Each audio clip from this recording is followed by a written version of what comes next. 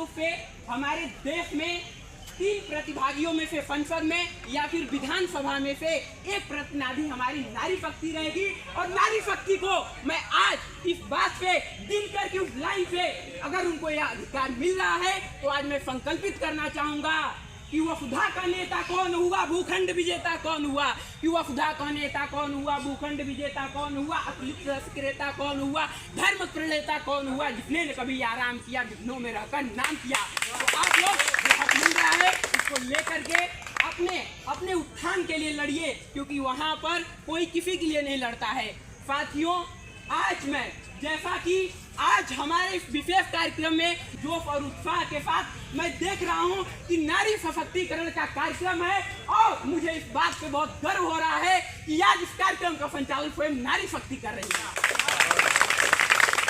तो साथियों, नारी शक्ति के लिए मैं चंद पंक्तियां कहना चाहूंगा दुष्यंत कुमार जी का कि इस नदी की धार से ठंडी हवा आती तो है, इस नदी की धार से ठंडी हवा आती तो है, अरे नाव जर्जर ही सही लहरों से टकराती तो है, नाव जर्जर ही सही लहरों से टकराती तो है। साथियों, उन लोगों के लिए जो अपने अधिकार के लिए नारी शक्ति आगे नहीं आ रही है कि इस नदी की धार से ठंडी हवा आती तो है, नाव जर्जर ही सही लहरों से टकराती तो है। एक चिंगारी कहीं पे ढूंढ लाओ दोस्तों, एक चिंगारी कहीं पे ढूंढ लाओ दोस्तों, इस दिए में तेल से भीगी हुई बाती तो है,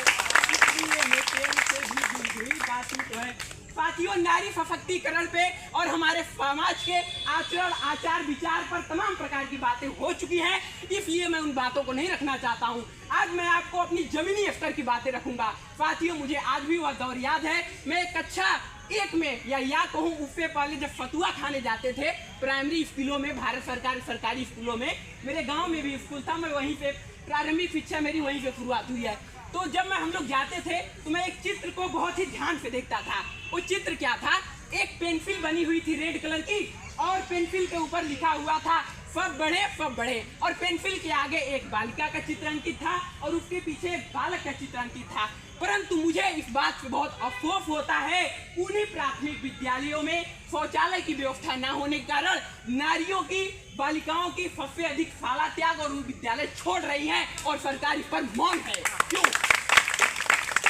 साथियों, आज मैं समय की पाबंदी है तो समय की पाबंदी का सभी पालन करना चाहिए, इसलिए समय को मद्देनजर रखते हुए मैं चंद पंक्तियों के साथ अपनी बाड़ी को विराम देना चाहता हूं, जो कि मैं किसी दौर में बचपन में गुनगुनाया करता था कि सिंहासन हिल उठी, सिंहासन ब्रिकटी ने तानी थी, फिर बूढ़े भारत में फिर से आई नई जवानी थी, कि फिर बूढ़े भारत में फिर से आई नई जवानी थी। सन 57 में जो चमक उठी वह तलवार पुरानी थी, अरे खूब लड़ी मर्दानी वह